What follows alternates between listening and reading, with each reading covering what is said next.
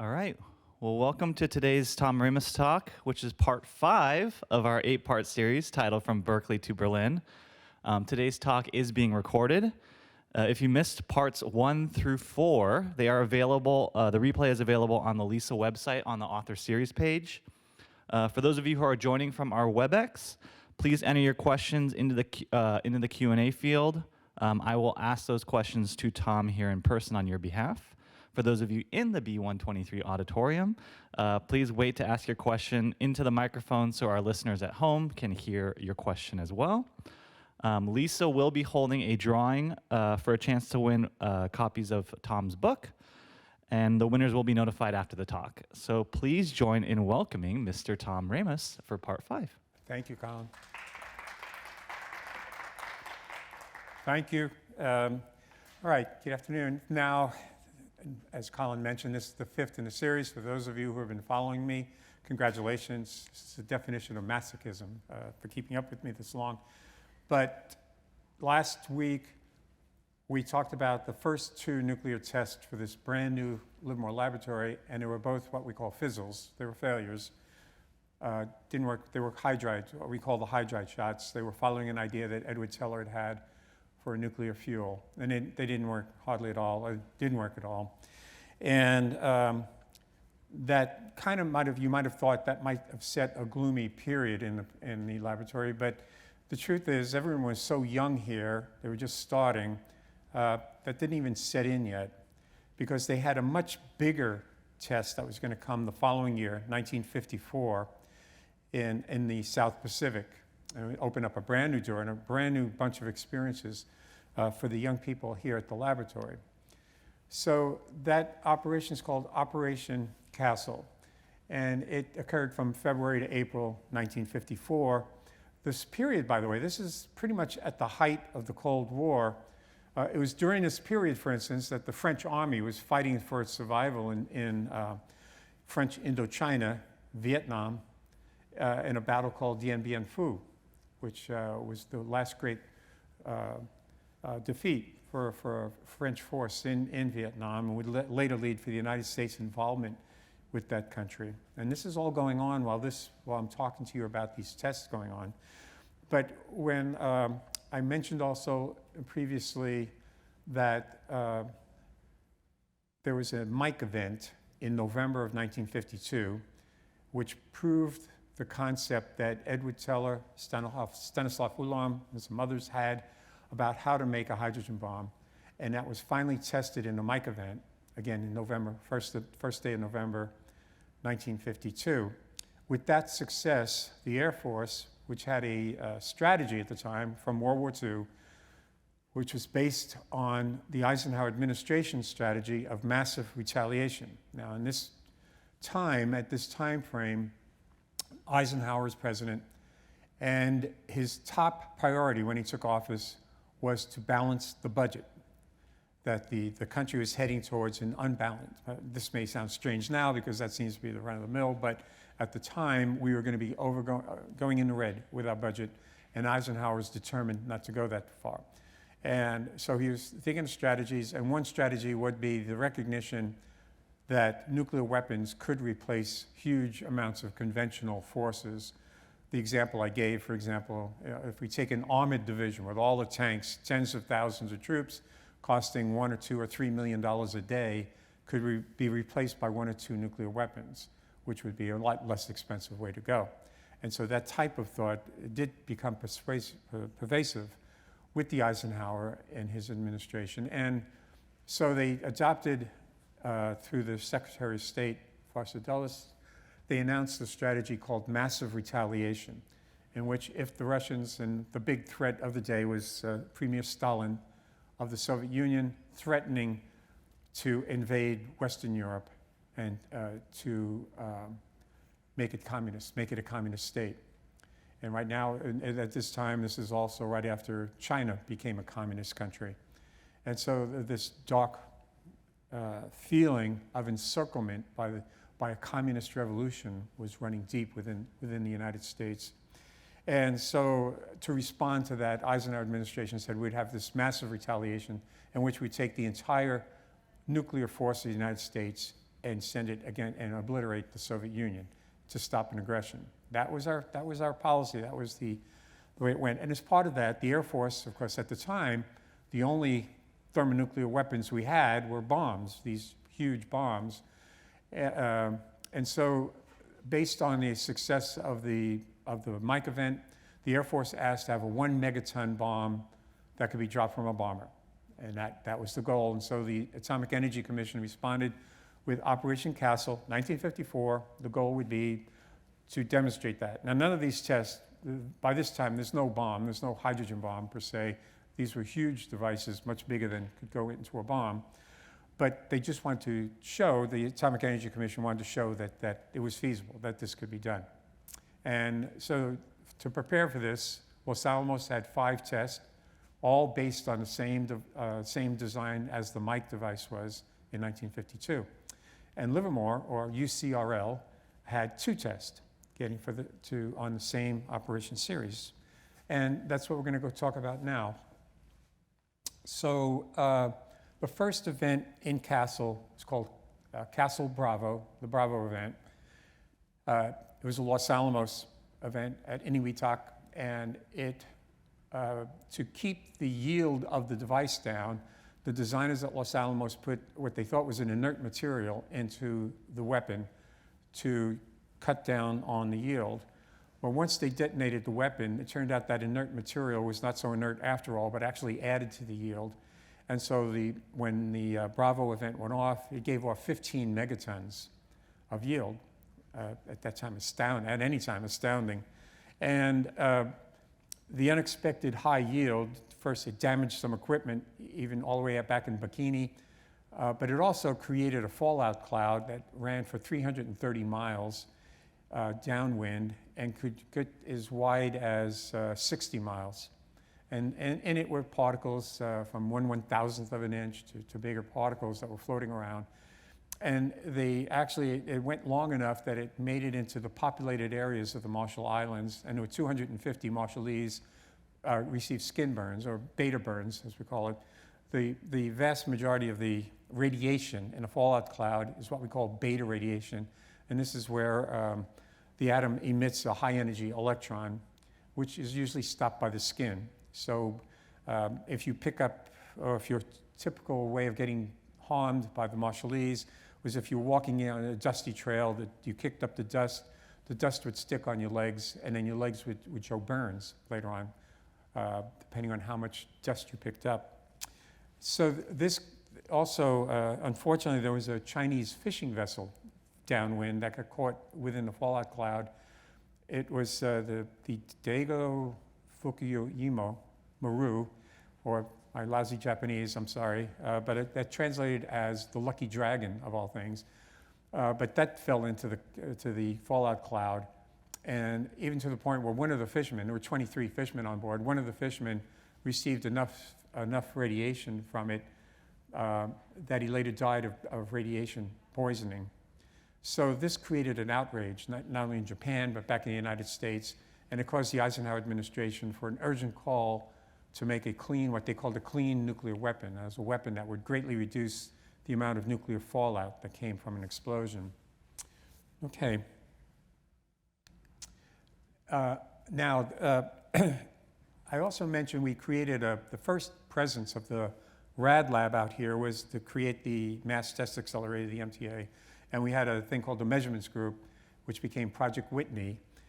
And their job was to create diagnostics to measure thermonuclear reactions going on in Los Alamos test. Now, that tradition continued here with Operation Castle, and so Livermore had a group of diagnostic physicists to measure thermonuclear reactions going on with events. And Bravo, that first event, also had a Livermore device, and the group was headed by a physicist by the name of Sterling Colgate. Colgate, yes, he comes from the toothpaste industry, as he's an heir to the Colgate money. For you locals, he lived right off Madison Street, off East Avenue on Livermore, 3 blocks or 3 houses away from Johnny Foster, another character here. So they're all friends. But anyway, Sterling led a group, and they designed an experiment, the gamma neutron experiment, GANX, appropriately was there to measure gamma rays and neutron rays coming out of the device. And just a little bit of insight. I hate to get into too much of the physics because I know that puts some of you to sleep out there, but you really was interested in seeing the neutrons. That's how you begin to determine if thermonuclear reactions are going on. And so what they did was they created a pipe. They had a pipe that looked right at the secondary portion of the device, with a thermonuclear portion of the device. And then this was a mile-long pipe that went back into a bunker on another island. And inside the bunker, there was all the equipment, the computer equipment, or the oscilloscopes, actually, at that time. And so, for example, to catch the neutrons, they would put a carbohydrate or a foam kind of material inside the pipe. And neutrons striking that would interact with the foam and generate radiation out. Light would come out, and you would see it. And by getting the intensity of the light, that told you how many neutrons were coming through. And by measuring exactly when the neutron struck that piece of foam, told you the speed that they had coming from the detonation there, and from the speed you can get their energy. And so if you could determine, for example, an energy unit's 14 MeV neutrons, that by the time of flight that it took for them to get there, that was a direct indication of deuterium-tritium interactions going on, and therefore, you were getting what you were expecting. So it was very important work, and it worked. It worked. There was a little bit of concern about an electron surge going down the pipe and blowing up the bunker where they had their oscilloscopes. It was well-founded because it actually happened, and Colgate, as a precaution, put about a ton of shell material, broken seashells, over the bunker to hold it down, and it did. It worked, and the organics worked just as planned. A little bit before I leave Colgate, he was a character. Later on in his career, or just a few years later, Harold Brown asked him to defend our ability to see nuclear explosions in outer space. And to do that, he had to mock what natural events could occur that might look like a nuclear explosion. And in the course of doing that, he wrote a computer code which predicted, or actually found the cause of supernova, how a supernova occurs. It came up, and it's caused by neutrinos interacting with the outer surface of a star that's imploding. And it was a great discovery at the time. It made him instantly very famous. So this guy, who is a character, I don't think I'm going to do all the traits of his character, but he was a character. He was very brilliant, and he just loved working in this field where you could try to detect signals in an incredibly harsh environment. All right, then 1 month, or about almost a month after the Bravo event, we're going to have one of the Livermore events. Now, meanwhile, Los Alamos was conducting its other events, and they all worked. They all worked marvelously. It's almost like they blew away a corner of the planet, but each one was multi-megaton devices. And then it was Livermore's turn. And it was based on an idea from Edward Teller. Edward was still doing the primary design work at this time. And for reasons I'm really not totally sure about, he decided to go back to ideas that he had back at the Manhattan Project in World War II, when he'd worked with Enrico Fermi. And even though he had written this paper with Ulam in March of 1951, which described a new way or a different way of making a thermonuclear reaction to make an explosion, and that worked. The Mike event worked, and Los Alamos, all their devices were based on that paper. Teller decided to go back to the more original ideas he had. And in the course of that, he came up with this design, and he called it the ramrod. And he decided it was way too complicated to try to do the entire super, a model of the super. So he picked segments or parts of the super, and that would become the ramrod, which would test. And if the ramrod worked perfectly, then theoretically the rest of his scheme would work as well. All right, so then this stuff goes in. Mike May, who I introduced a little bit to you earlier. Mike May had a radiative transport group. These are the guys doing the computer coding calculations for this. And as they do more and more of their calculations, they're finding problems with the ramrod's structure. And they're suggesting things needed to be changed. And you get one change, and then another change, and another change. And eventually, Edward got concerned that his original concept for the ramrod was being highly compromised by all these changes. And so what they did was will come up with two devices. One will be the original ramrod design, and the other one would be a design that would reflect all of these computer changes called for by the computer. And that second device would go off in its own nuclear test, which they called the Kuhn event. The Echo event would represent the original ramrod. And now you're looking here, that team up in the upper right, they're the team that's going to come, and they're going to have to put the Kuhn device together.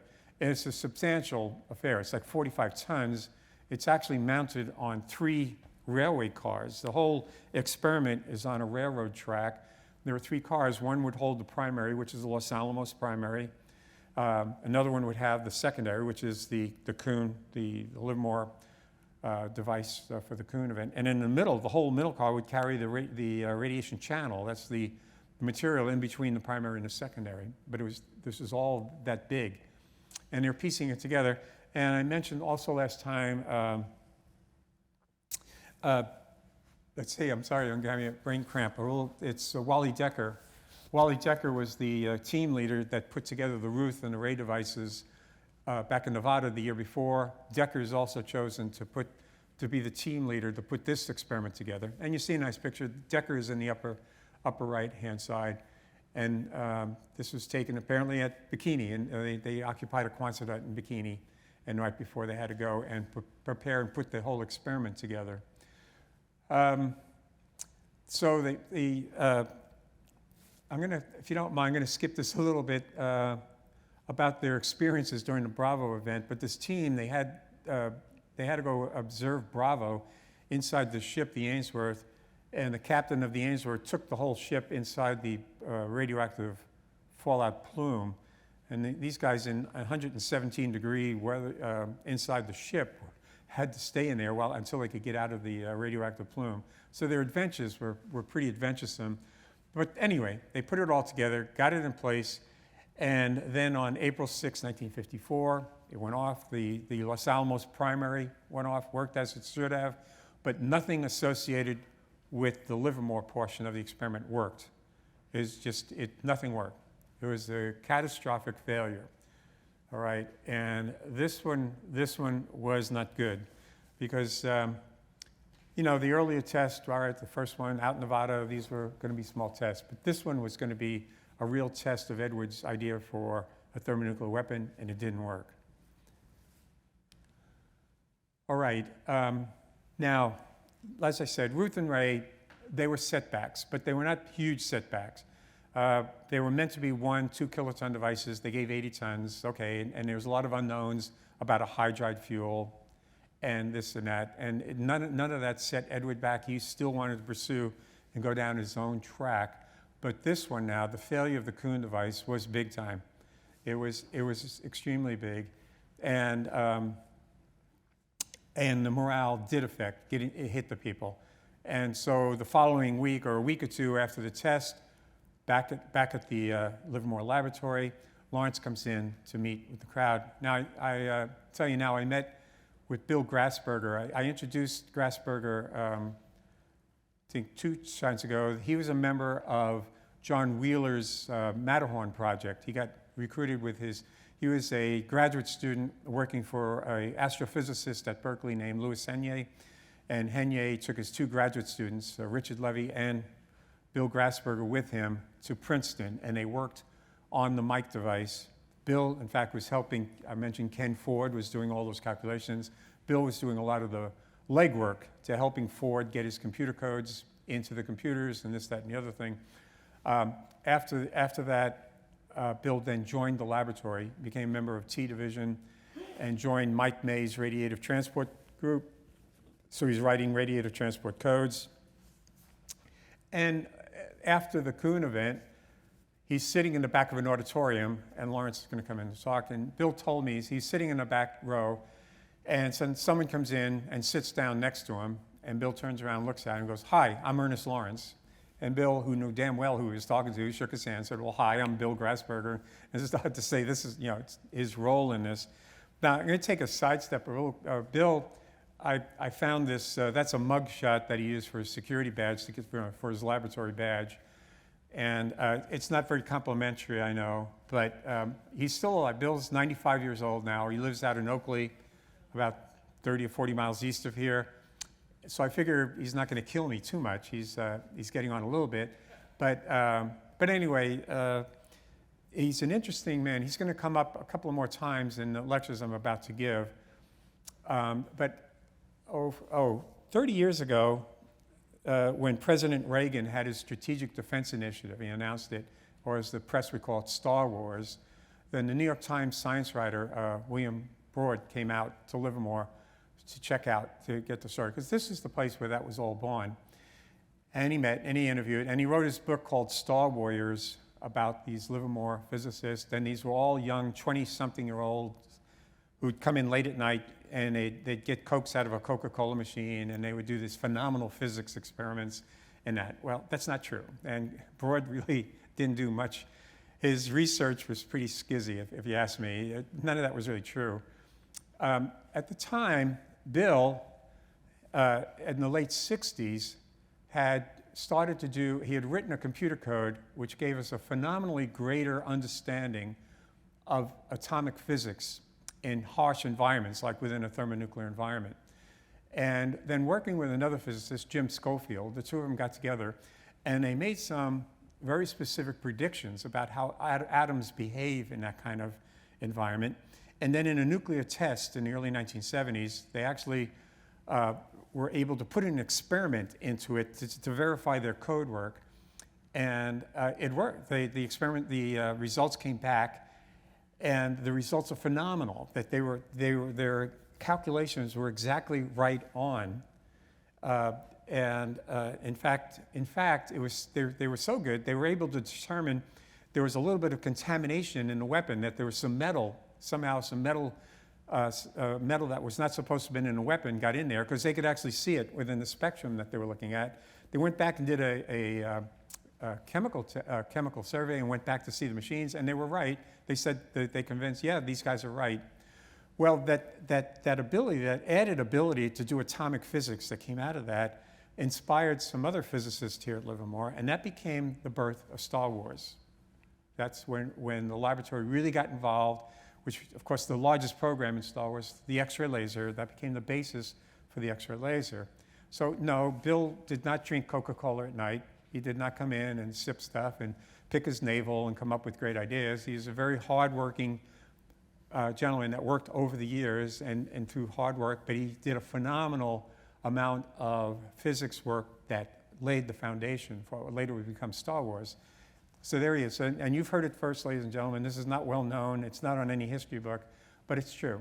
I assure you it's true. And yes, no, I'm going to hold that to the end because it interrupts the good people listening to me outside. All right, so anyway, so I'm sitting with Bill. Bill and I are good friends, and he's telling me about this. Lawrence comes in, talks to him, and after they finish their discussion, Lawrence stands up, walks to the front of the auditorium, and then tells everyone there, look, don't get too wound up with the failure of an experiment. What's more important is, what did you learn? And so what you learn is much more important than a string of successful experiments. And Bill said, I asked Bill, I said, well, what was the feeling you got from listening to Lawrence speak to you? And he said, the feeling I got was that Lawrence was with us. It was penultimate Lawrence leadership. He conveyed to him, look, we're all in this together. I'm in here with you, and we're going to get through this, and we're going to do better. And let's take lessons from what we learned. And it was classic Lawrence with classic leadership to get everyone instilled up and to keep going on. It's a great moment, and I'm glad I was able to capture it. Now, with the failure came a lot of criticism, and Herb York had to start writing a lot of post-mortems, they're called. These are reports, what went wrong, how can we correct it for the future? And he had a meeting, he mentioned how sick and tired he was of writing all these post-mortems. And Mark Mills, who was the head of T Division, who would later be nominated to become the laboratory director, but I'm getting ahead of myself. But anyway, Mills came up with an idea. He said, Herb, why don't we do pre-mortems? So before we do a test, let's put a committee together. And the committee will go in saying to the design group, no, your experiment's going to fail. It's going to fail. And it's up to the design group to convince the committee that, no, this will work. And they'll write a report. And we'll call these pre-mortems. In other words, let's go through this before the test, not after. And in that way, get rid of any kind of controversial assumptions that might be going on. Maybe we'll find some mistakes in that. And York accepted it, and he thought it was a good idea. And then from now on, after the Kuhn event, every event that's going to go on to Livermore will have to go through a pre-mortem committee. And these were huge pains in the butt, as you might imagine, because the group leader had to defend every aspect, and you had a bunch of experts sitting there who said, you're full of crap, that ain't gonna work. And then you gotta go and prove it to them, yes, it will work. And it did help. It made us avoid serious mistakes for the future. Okay, now I'm gonna change tracks a little bit, go back now. Also, what's happening now at the same time, and as I mentioned too, we had Rand Corporation analysts here, some of them like Herman Kahn, who had offices here, actually stayed here. Others like Bernard Brody, I mentioned there, Bill Kaufman and others would come in, or they would take notes from the guys here at Livermore. Alan Dick Latter became division leaders here. But anyway, we had a prominent presence of Rand Corporation at the laboratory. And at this time, they're going through a very heavy analysis of this brand new thermonuclear weapon. How do you incorporate that into the defense of the United States? The picture on the top, that's Bernard Brody. I mentioned the Clausewitz quote, which I've just been told by someone at the Pentagon was not an exact word for word, but that's Pentagon people for you. But anyway, the idea was that if you have a weapon, going to war is an extension of policy by other means. It's an extension of your military policy. And Brody had to apply this now, and he found with nuclear weapons this had a profound effect.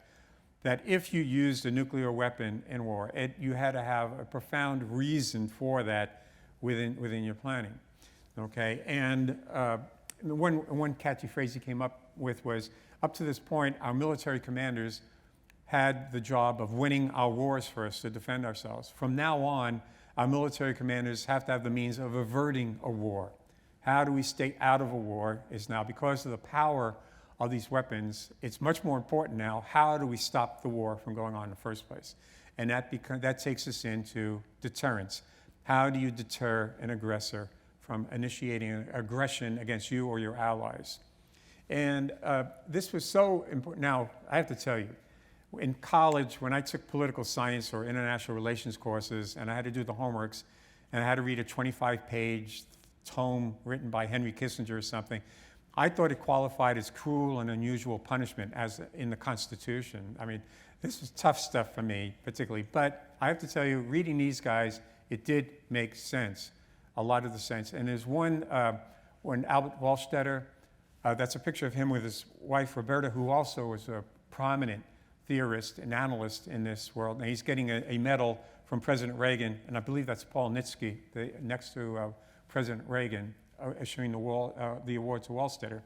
But Wohlstetter wrote a very prominent article, and the title is The Delicate Balance of Terror. You can get it on the internet, I'm sure. But there's one sentence in there that I hate to have big slides with lots of writing on it, but this struck me as so important that I decided to just put the whole 2 sentences in there. I cut a little bit off, but not much. And especially that last part. Since thermonuclear weapons give an enormous advantage to the aggressor, it takes great ingenuity and realism at any given level of nuclear technology to devise a stable equilibrium, that is, a deterrent that works. It is too important. And you get, again, the aggressor has a huge advantage with a thermonuclear weapon. That is our challenge of today. Just look at Ukraine invasion. And we here have a mission here at the laboratory. So in between our COVID mask and whether or not you're going to get your vaccine shot, that's all fine, but we have a basic fundamental mission to provide the core support for our country, our nuclear deterrence. That is primary important. And as these gentlemen were experiencing back in the 50s, it's not any less important today. And so The reason I have this here, when I want to push onto you as a small sidestep, is the work we do is extraordinarily important, all right? And the essence of it is to avoid a thermonuclear catastrophe from happening in the first place. So now, two other individuals I'm going to bring up, and this is what was coming out of these analysts working here at Livermore as well as in Santa Monica. I've already mentioned Bill Kaufman, who later would become the head of the political science department at MIT for 25 years. But he also came from Princeton and Yale, but he worked at Rand. And he wrote an article or an essay, The Requirements of Deterrence. And it's another really great article to read. But what he was doing was, when he was looking at massive retaliation in President Eisenhower's strategy, he says the punishment has to fit the crime. He said that the only thing that got the United States riled up was something on the order of a Pearl Harbor, which would get us into World War II. All right? And so if a country came up and did some regional thing, would that be enough to stir us to commit our deterrent weapons against them? Probably not. And therefore, it's not a credible deterrent. The only people we're deterring are ourselves. So we have to adjust our deterrent force and our deterrent strategy so that it remains credible. And another thing that would come out of this is, a fundamental part of this is, in order for it to be credible, one of the primary ingredients is it has to be survivable. If the aggressor decides to knock out your deterrent force, and it could easily be done, you don't have a deterrent. All you've done is provoked an attack on your deterrent force, and then the aggressor goes without any worry of retaliation. Now, they started some war games here and in Santa Monica, and one of the principal participants was Andy Marshall, who later would become Undersecretary of Defense for Net Assessments, but he worked out here and others, and they came up with a particular scheme which began to make sense, and that is, rather than answer immediately by a total massive retaliation against the Soviet Union, if something happened to provoke, there was some act of aggression that provoked a response on our part, what if we then knocked out a key military installations within the Soviet Union, away from heavily populated areas, but enough to destroy a significant military asset that the Soviets would have. And this would serve the purpose of, if you will, a first shot warning: stop and desist, stop your aggression, because if it continues, then we have a much more massive force that could come in and start destroying your cities. So instead of going right in, it's all or nothing, try to give a warning shot, or try to have some sort of leeway to warn the aggressor that what they're doing is extraordinarily dangerous, and we've made a commitment, we will respond. And that kind of became the basis in all these war games, and that gave rise to something they called counterforce strategy, which is a much more flexible kind of way of approaching a deterrent thing, which made it much more credible, too. Now, this did bring up some technical requirements for the laboratory. One was that they had to be accurate. If you're going to go, instead of just dropping an atomic bomb over a city, you're now trying to drop a thermonuclear weapon on a military installation, which is much smaller, and you have to do that. So it requires, your system has to be more accurate than you would normally think it would have to be. But there is an accuracy requirement to make this thing credible. The bigger one, though, is survivability. In order to make this thing really credible, your deterrent force had to be such that if the aggressor conducted a surprise attack to knock out your deterrent force, it would survive. Enough of it would survive to retaliate, which would mean that a first strike or a strike against your deterrent force wouldn't be worth it, because it would be like hitting a beehive. All you've done is woke up the beehive, and they're going to come back with a vengeance. So those two ingredients were very, very important for this counterforce strategy. But that was what came out, and it was received, and it really spelled the end of massive retaliation. That political analysts back in Washington began to realize that this massive retaliation strategy of the Eisenhower years is not appropriate, probably not going to work. All right, now, back again. I'm sorry for switching around, part of my problem is there's about 5 or 6 things happen simultaneously, and they all relate to each other. So bear with me. So I'm going to go back again now, back to the Kuhn event. 2 weeks after the Kuhn event, a trial started of sorts against J. Robert Oppenheimer. Now, the essence of this is this was happening 1954. This era in American history is called the McCarthyism, McCarthy era. Senator McCarthy went around. He had a House or Senate Un-American Activities Committee. I forget what the name was. But he was having these hearings in Congress, and they were discovering or finding elements of Soviet espionage within the American government. This was coinciding with Klaus Fuchs. Remember I mentioned Klaus Fuchs had been to the Super Conference at Los Alamos back in 1946, and the British discovered he was a Soviet spy in 1949. Similarly, the Metallurgical Laboratory in Chicago, which had done a lot of work in the Manhattan Project, they discovered 30 Canadians who were working there were all Soviet spies. You had the Rosenbergs trial was occurring at this time where they were convicted of spying for the Soviet Union. And so with these massive weapons coming online, and then the revelation that the Soviets were copying, stealing everything from us, and they were going to make their own monster weapons, this created a form of hysteria.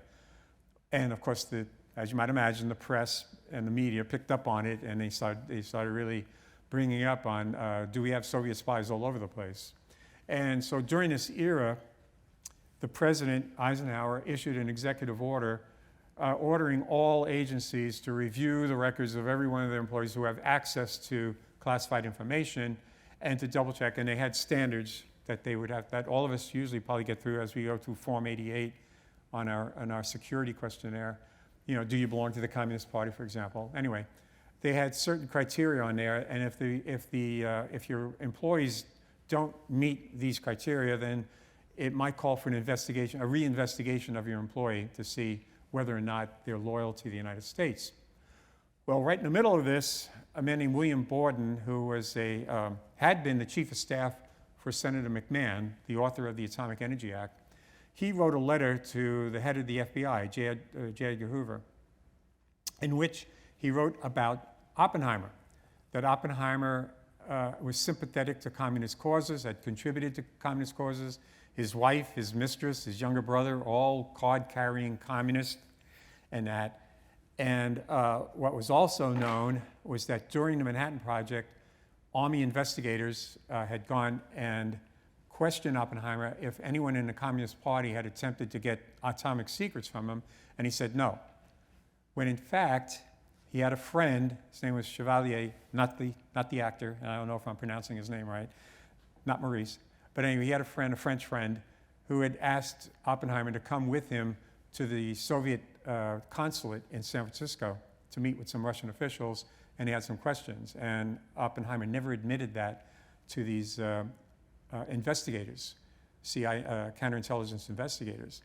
So as a result, President Eisenhower ordered the chairman of the AEC to pull Oppenheimer's clearance. And Oppenheimer then demanded a hearing so that his clearance could be reinstated. And this became then the hearing at the time. And let's see. Okay. Now, Louis Strauss is the chairman of the Atomic Energy Commission.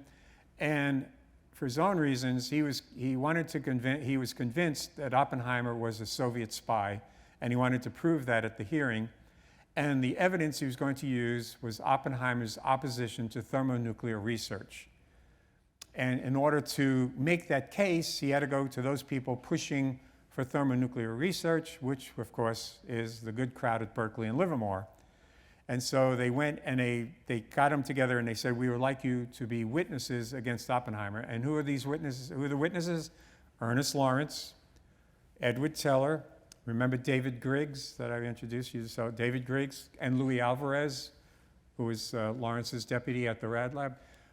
They're all being called in to be witnesses, and all they're being asked to do is to highlight how Oppenheimer had thwarted efforts for the United States to conduct thermonuclear research.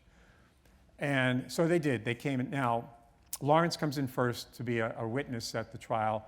He arrives, and the night before, he attends a dinner which the AEC is having for laboratory directors around the AEC. So he gets there. When he gets there, he's accosted by Isidore Rabi, who is the acting chairman now of the General Advisory Committee, the GAC, and he starts accusing him of being a McCarthyist. And then there's a commissioner there, an atomic energy commissioner there, Smythe, his name is Smythe, and Lawrence begins to realize that his testifying against Oppenheimer is going to jeopardize the laboratory, because 2 weeks earlier, the laboratory just had this abysmal failure with the Kuhn event, and now he's testifying against Oppenheimer, and he really fears these guys are going to go out and are going to shut the laboratory down. And Lawrence gets so agitated with his treatment that during the course of the dinner, he gets sick, he goes to the bathroom, he starts vomiting blood, and he has a reoccurrence of colitis. He has a colitis attack. He calls up his brother, who's a medical doctor. His brother tells him, get on the next airplane back to Berkeley, and Lawrence does. So Lawrence goes back, and he does not have to testify. He will later on make a deposition, but he will not have to testify verbally. That's not true with Edward Teller. Edward Teller does go in, and he does testify, and it's nationally televised. It's on television. If you went to movie theaters in those days, you had things called newsreels, and you'd see it on a newsreel. And Teller is testifying. And Teller had that highly dramatic, pervasive way when he spoke and gave testimony. And this made big film size on the newsreels and in TV. And for that performance, Teller was ostracized by practically the entire American physics community. Boom, just shut out as being a McCarthyist. In fact, as I say in the blue there, in interviewing some of the physicists who were working here back in the 1950s, they told me, Tom, the first time I even heard the word Livermore was in graduate school when I was asked to sign a petition condemning the place. All right, and it's just everybody associated with this, with Livermore and with that testimony within, it was made it for pretty bad. And Lawrence, I said, comes down with colitis. He gets hospitalized. Teller, the stress levels on Teller, facing now the entire physics community ostracizing him, he comes down with a colitis attack. He gets hospitalized. So now we got Lawrence and Teller both in the hospital. At the same time, I think the stress levels working on Herb York got to a point. He came down with a bout of valley fever, which is due to a fungus, that we have out in the countryside. And he comes down with a bout of valley fever, and so he gets house ridden. He's embedded in his house. And so the entire leadership of the laboratory, in reacting to the stress of having to testify against a former colleague, is so great, they're no longer at work. That's when the entire weapons program at the laboratory now falls on the shoulders of the two group leaders. 27-year-old Harold Brown leading the Livermore megaton group to do secondaries. 32-year-old Johnny Foster, who ran the hectaton group, which does the atomic weapons. That's it. You got these two young men are now taking over the entire weapons program of the laboratory. They meet and they come together, and then they write a document. I call it a manifesto, because it sounded, and this I was told by John Knuckles, our former director John Knuckles, told me about it, because John was a physicist at the time. He says, oh yeah, they wrote this article, they wrote this document, we all got it, everyone in the lab got it. And in it, it's Foster and Brown say, we're not going to follow Edwards' path anymore. We're done with hydrides, and we're not going to do those kinds of designs anymore. We're going to go on a brand new course. We're going to set out on a brand new set of designs of our own taking. This is from two gentlemen who have never conducted a nuclear test in their lives, and they're coming up with this, so it's pretty audacious. But they made a decision because the stakes, of course, were if you have one more failure, by next year, the next test will be 1955. If that fails, everyone knew this laboratory would be shut down as a bad experiment. So the stakes were huge, and these two guys just stood up to it and would put it. So there's a huge amount of power on this, and that's the stage that they're in. So if you're working here, I guess the old saying, if you're thinking of going out to get a job as an analyst, do not give up your day job yet, because things are looking pretty cloudy here at Livermore. All right, and so next next week we'll take over. It's called the Upstarts Takeover. I give the name to these young people now. I'm going to take over after Lawrence. I give them the name Upstarts. And we're going to see what happens in this really dark cloud. And how's that? I even gave us plenty of time for questions. I know Colin must be happy a little bit. So let me open it now up, sir, for questions, and you're going to get a microphone. Okay, getting back to the book Star Warriors. By William Broad. Yeah, I read both Star Warriors and his later book, Teller's War. I found Star Warriors to be praising the lab and celebrating the young people. You pointed out that at least one leader was far from young, but weren't there a lot of young people drinking coconut? I don't want to go too, well, all right, I guess I open my mouth, so I'm going to go into it. Broad came in, and what he met was there was a group of people here called O Group, and they were all young. They were all Hertz fellows, very young, and that's the people he met.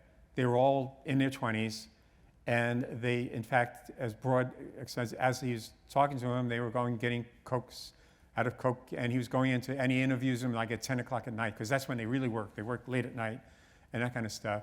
And they told him all sorts of stuff, that all of this stuff, especially with the X-ray laser, they're the inventors. They're the ones coming up with this. Now, for those of us who were actually working on the X-ray laser, I didn't even know some of these people, so I had no idea what they were talking about. And Broad apparently never went out, never questioned anyone else, but he goes back and writes an entire book based on these conversations. And as he then wrote another book, when he found out that he'd been had, then he gets all sore, and now he takes the opposite thing. Now, instead of these being geniuses, now everything is wrong with Livermore. You know, one extreme to the other. If he just simply would have done his research correctly in the first place, he might have avoided himself a lot of embarrassment, which is probably what caused his acrimony towards the laboratory. But that's what happened. Yes, sir. So you talked a little bit about the counterforce strategy that was developed by the RAND folks here. Yes. How did the military leadership in the Department of Defense react to that? Were they defending Eisenhower's original strategy, or were they sympathetic to this new idea? Well, it varies. The Air Force was upset with people like Kaufman, because the Air Force, they put out a document, Air Force strategy, and it really was based on a massive strike back against the Soviet Union, led by the Strategic Air Command, which was commanded by General, somebody help me. Sorry? LeMay, thank you, Curtis LeMay. So General LeMay was the commander of Strategic Air Command, and he was this gun-charging individual who was after it, wanted to do a massive, like a World War II level, but instead of a fleet of big B-24, B-17 bombers, you now would have a fleet of thermonuclear weapons going out, and you would just annihilate them in one strike. And that was the strategy. So the Air Force was very much behind massive retaliation, at least within LeMay's organization. The Army and the Navy, however, had very different views of this, because the Army saw it when they almost got annihilated in Korea with the massive Chinese Army massive human wave attacks.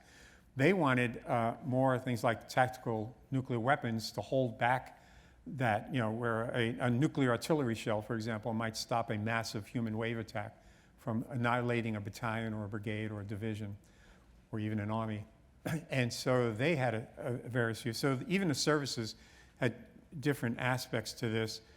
And so there was some initial fighting negative things. So that's not all true, though. There were other really forward-looking officers. One was General Bernie Schriever, who is the father of the ICBM. He's the general, the Air Force general who put together our ICBM forces. He understood this exactly, and he really dove into the survivability aspects of it. And so he wanted to get away from the Atlas, these liquid-fueled ICBMs, and go to something that's much more reactive, can go much more quickly, and you can hide the things underground. And he came up with the Minuteman, because you can launch it within a Minuteman, and that was Schriever's kind of. And then the biggest one, which will come up in the next lecture or two, was with the Navy. The chief of naval operations was an Admiral Ollie Burke. And Burke also keyed in on this thing from the Rand Corporation that in order to be credible, you had to be survivable. And these big Atlas missiles, these big B-36 bombers sitting out in SAC airfields were way too vulnerable. Everybody knew where they were. And what would keep the Russians from just doing a surprise attack, dropping an atom bomb in each SAC base kind of thing. And so Burke came up with the idea of let's launch the missiles from a submerged submarine. Can't see that, can't sneak attack it. So these ideas were percolating. So yeah, there were some portions of the military that were they wanted to stay with the massive retaliation, but there was a growing movement within the military that no, the Rand Corporation people are correct. We need to have a much more survivable, to make it survivable, I didn't mention the bullet too much, then these weapons got to be a hell of a lot smaller than they are now. Because the smallest weapons were like 1.5 tons in the thermonuclear class. They were way monstrous things, very difficult to hide, very difficult to deploy. Okay? Yes, all right. So Colin? did Lawrence give lab control to Foster and Brown? I'm sorry? The question is, did Lawrence give lab control to Foster and Brown? Probably when. Did Lawrence give lab control to Foster and Brown? I don't know if he ever said it or did it. I think it was it was natural, if you will. Lawrence is in the hospital. He's not telling anybody anything. Edward is in the hospital. Same thing. He's suffering from a severe colitis attack. But I'm sure that they're keeping their thumbs on the matter. But in the meantime, things got to move. We have another set of nuclear tests going on in 12 months. And it takes months to prepare this stuff. So I think Brown and Foster simply didn't shy away from their responsibilities. They were the leaders of the design groups. They had to get ready for the next year's test, and they weren't going to wait for someone to say it. So I don't think they were ever given the title of laboratory director. That's my freedom. I'm giving a literary freedom here. They were de facto leaders because everyone else was either sick or in the hospital. So the two senior most individuals at the laboratory with having to do with nuclear weapons were the two group leaders. They were just group leaders. Each group was about 10 or 20 people. That was it, 2 group leaders. There were about 2 programs. And they took the bull by the horns and said, boom, we're going to go. What you're going to find out, which astounded me when I first did this research, when I was reading through this, is that, and I was very much aware of how dangerous the situation was for the laboratory. It was about to be shut down. I mean, Isidore Rabi is a Nobel laureate. He's the head of the GAC. He has a lot of pull within the Atomic Energy Commission. He's calling for the whole place to be shut down. And so if they had one more failure, yeah, this place I wouldn't be talking to you right now. But instead of going with some safe design, Johnny Foster, for example, did not go grab some Los Alamos primary, put it, make a minor change and put it out there, get a successful test and say, all right, get them off my back. He didn't do that. He actually went out and designed a radically different type of atomic bomb. And then what Brown did with the secondaries is even more radical. So no, it's pretty exciting. What's coming up is going to be pretty exciting. But no, they did not have a title that said, I'm now the director. We have another question here in the auditorium. Was York also sick? Because you said Lawrence was sick, Teller was sick, but York was the Had valley director. fever. Yeah, York was sick. York came down with a big bout of valley fever. All I knew from my research reading was York. I read somewhere that York was not available. He was bedridden in his house. And so when I interviewed Harold Brown in his house in San Diego, I said, I didn't say Harold. Harold was Secretary of Defense when I was still in the Army. I still call him Sir. I said, sir, what happened with York? How come York was not around? Why was he bedridden? And Brown had to think about it. He said, he came down with valley fever. So I got that information from Harold Brown himself, said Herb York came down with valley fever, and although he did not go to a hospital, he got bedridden because he was sick at bed and so his presence at the laboratory was intermittent in between bouts with valley fever. He came down with a pretty serious case, I guess. But anyway, he was not effectively leading operations here at Livermore. He was sick. I have one other question. Yes, sir. And it seems like reading your book, one of the things they were doing that was so great was that they were reducing the size of the power of the bomb. Even though that wasn't what they were directed to do, they were kind of creating their own path and hoping, I guess, that policy would follow. So how much did Lawrence Livermore generate policy by going in a direction they weren't exactly told to do? Okay. One correction I want to make. They did not diminish the power of the bomb. They diminished the size of the bomb. The weapons that came out from Livermore were much smaller, but what's significant is their performance was the same. I'm going to show you specific examples, one by Mike May, where he reduced the size of a thermonuclear weapon by a factor of 4, and it gave out a bigger yield. It actually outperformed its predecessor. So, no, the power weren't going down, it was the size going down. That was a challenge. How do we have these operational thermonuclear weapons, but we need to make them much smaller? And I'll go into that much more detail once the upstarts take over. Now, the second part of your question, however, was, can you remind me again now that? It was something about how they weren't waiting for Washington to create policy. Yeah, and Herb York actually made a nice comment in one of his interviews. And you're running a balance sheet here. You have to have your feet on the ground to understand what is needed by the Defense Department. I mean, what you're here, we exist to provide weapons to the Defense Department. So we have to know what is it the Defense Department wants, what's their needs. That clearly, that has to establish itself. However, if you sit back and say, well, okay, Defense Department, what do you need? These guys they're not physicists, they're not experts in this, and they may give you, well, we need this. They may ask for something that they think is possible or that's already existing. And York understood that, no, we can actually do more than that. I remember he came here and he gave us a lecture back in the 80s, and he brought that out. And the words he used then was, at the time, in the beginning, everything was spherical. You had these big bombs. The Fat Man was, 5 feet in diameter, or whatever it was. The reason it's 5 feet in diameter is because the bomb bay doors in a B-29 are the same thing. So they made it just big enough to fit inside a B-29 to come down. So everything was this monstrous type of geometry. And York said that when you think about it, the platforms are missiles and things. They're more cylindrical than they are spherical. So we had to rethink this whole thing. How do you make these things more usable? Something like that did not exist at the time. And so York's point was we had to run a balance where we had to do an educated guess that if we did this, the military would appreciate it and it would be very useful militarily. Now, a couple of years later, Johnny Foster would create an analysis division to help the laboratory. These guys would be analysts checking what's the military utilization of these things and is it good for the military. That later became D Division, Delta Division. And that's why Delta Division was created, or D Division was created, was to provide that. Is this thing even useful? You know, we have some great ideas. Are the ideas worthwhile? All right? That was a long answer. Didn't mean to go off on a track. All right. And hopefully Bill Grassberger will forgive me if he's watching this. A fairly long question here, so let me see if I can get this from our WebEx guests. So you briefly mentioned the current situation in Ukraine. For as long as I can remember, there have been fears expressed in Europe of decoupling or a withdrawal of the U.S. nuclear umbrella. That fear has been used many times to justify the UK nuclear force or a second center of nuclear decision-making. U.S. reluctance to face down Putin could be a signal to some European nations that they need nuclear weapons under their control. Do you have a view? Okay.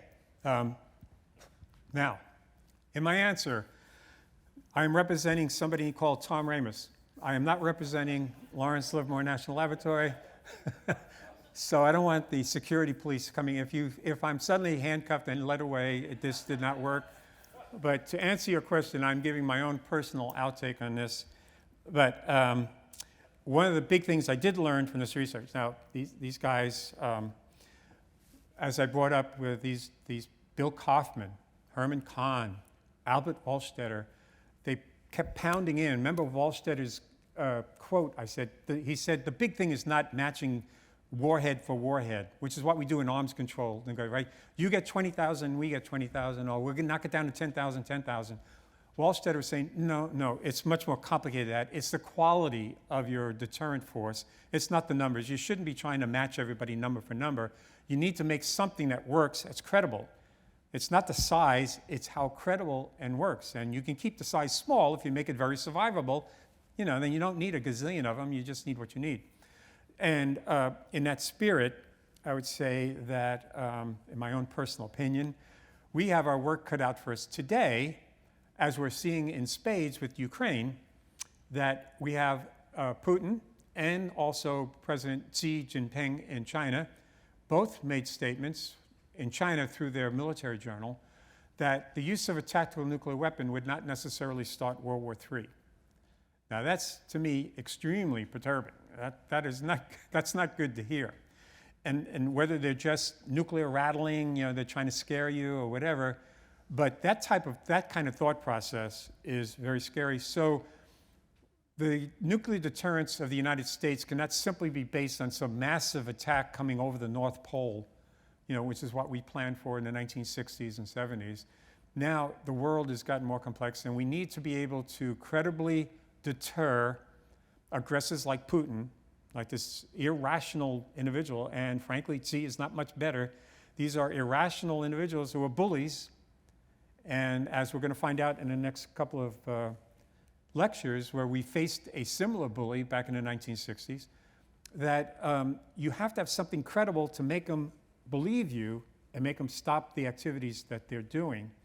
Okay, and that means we have to be creative ourselves. We have to come up with stuff that is highly credible, highly survivable, doesn't necessarily, you have to run a balancing act. You don't want to threaten everybody on the earth with your military prowess. What you want to have is a highly credible deterrent force that the aggressor knows if they do this, this would be the result, and they would not gain anything. They have everything to lose. That's what helped us back in the 1960s, which I hope to show in a couple of weeks, if you have enough stamina to make it that long in that lecture, that it worked. President Kennedy, who adopted, by the way, the Bill Kaufman I brought up. One of the things I love about him is when I was a boy, listening to President Kennedy in his first inaugural address, when I was reading Bill Kaufman's writings, I said, wait a minute, I've seen this before. And I remembered Kennedy said this in his inaugural address, and it dawned on me at that point, which is why I came up on this hypothesis, that the Kennedy administration adopted much of the work that was going on here in Livermore. Those words by Kaufman were actually being absorbed and being applied. We need that kind of thought process today. We have a big challenge today.